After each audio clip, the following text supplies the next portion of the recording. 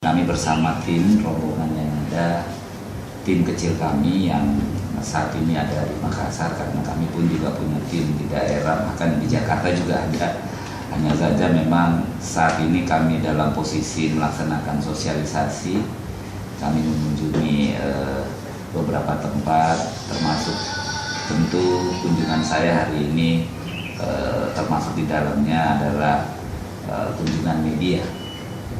Nah, kunjungan kami ini sebenarnya juga sekaligus ingin memperkenalkan diri, ya, dan tentu bagian dari silaturahim yang saya kira kalau tidak kenal maka tak sayang gitu ya. Ada peluang atau ada ruang untuk kita bersama bisa membangun kerjasama, khususnya dalam rangka membangun Sulawesi Selatan.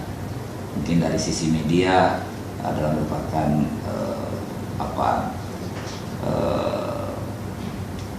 aspek kunci yang bisa memberikan semacam semangat atau memberikan semacam kontrol sosial terhadap apa yang terjadi saat ini di Sulawesi Selatan dan ke depan.